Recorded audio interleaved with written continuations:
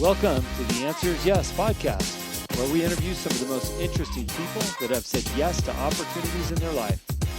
We hope that through these stories, you can learn to create your own destiny by saying yes along the way.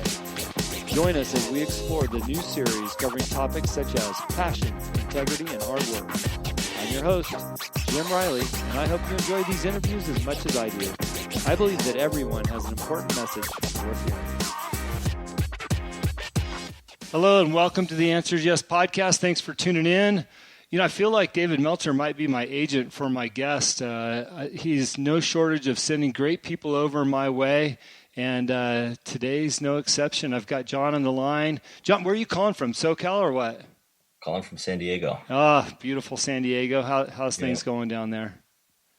It is. Say that one more time. Sorry. How are things going down in San Diego? I'm a little bit envious with the weather. Things are fantastic. A little hotter than usual, so I can got to get past that. But other than that, it's going fantastic. Yeah, we've got listeners from around the world, and people are always asking me, what's California like? Because I lived and grew up there all the way until last year, and it's such a wonderful place. But San Diego is actually one of those really special places because you got great weather. You're close to Mexico, Baja, and all the wonderful beaches and downtown.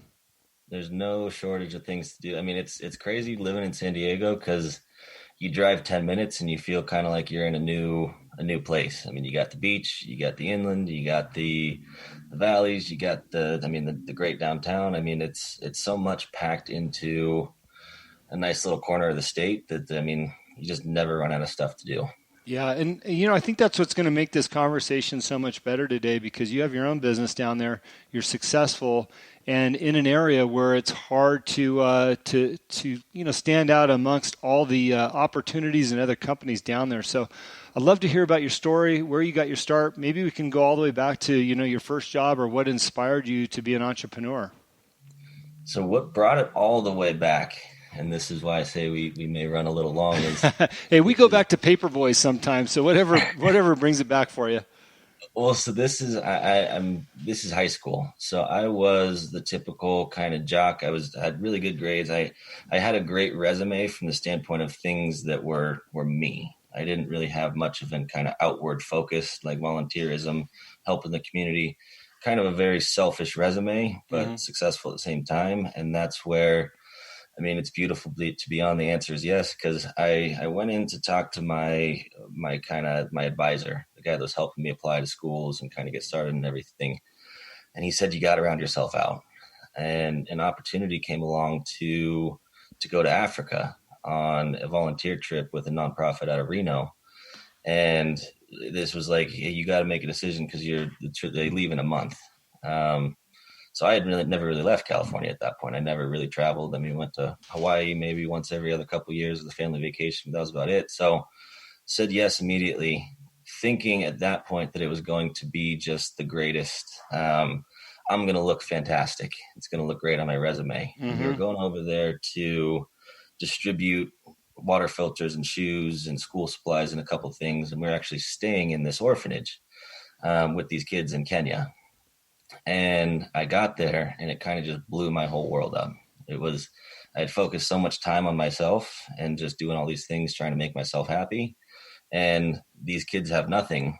And we go over there for 2 weeks. They don't care about the things that we're giving them. They just care about the time we're spending and the relationship that we're building. And that changed me pretty much immediately from focusing on myself to how can I use my strengths and talents and skills to be able to help other people? Mm-hmm.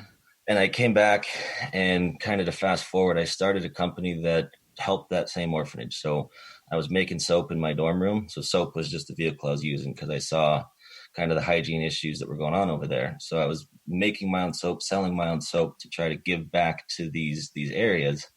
And we were doing it in a way that we were teaching them how to start their own business, how to make their own products, the whole 9 yards.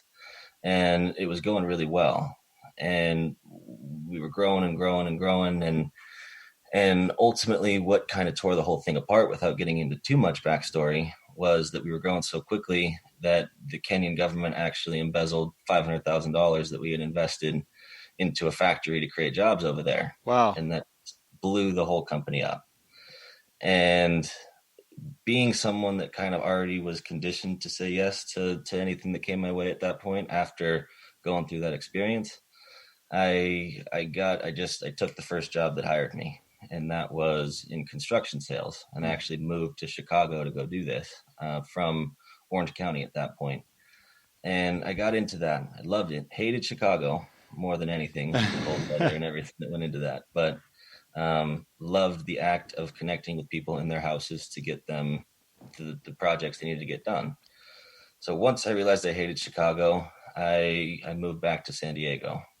Took another quick stint in construction sales out here with a company that we all know, Sears, and their home improvement department. They were going through their bankruptcy. They were going through everything and just wasn't for me.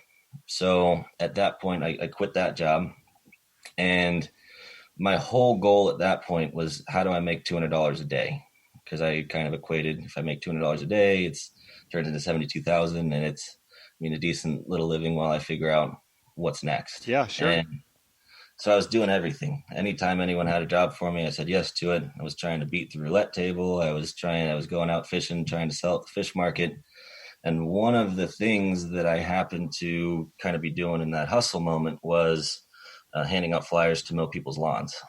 And one lawn kind of turned into two lawns. And ultimately I was able to hit that $200 mark simply by doing lawns. So I kind of threw everything else off to the side and just focused directly on that. Can I unpack this for a minute, John? Because well, first of all, I love what you're saying, right? And this is what I talk to my clients about in my life coaching business, is having some self-awareness of what's important to them and what their goals are and what their needs are, right? So you identified you needed to make $200 a day because that was the salary that you felt was worth the time and effort in which you were targeted. You sound like you're pretty scrappy. You were doing literally whatever it took to make that $200 a day, it sounds like. Anything that I could do, any opportunity I was given, I knew that I wasn't going to be super passionate about many of these little things that were coming up. Yeah.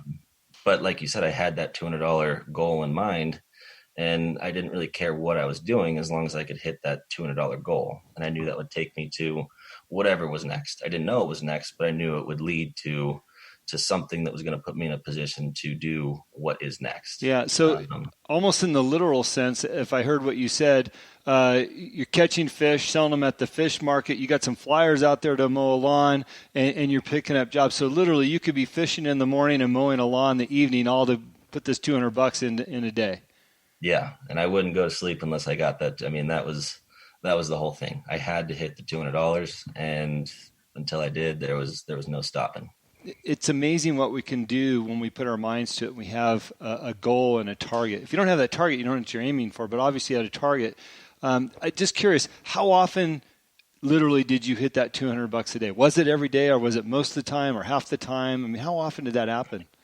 It was pretty much every day until I got the bright idea that I could beat the roulette table and make $200 on that. So then I'd have days where I'd go down 200, and I made it a point that if I'd lost any money or if I didn't make the money, I had to make it up the next day. So I never wanted to get into a hole where I hadn't made the $200 that I needed to get to where I was going. Mm-hmm.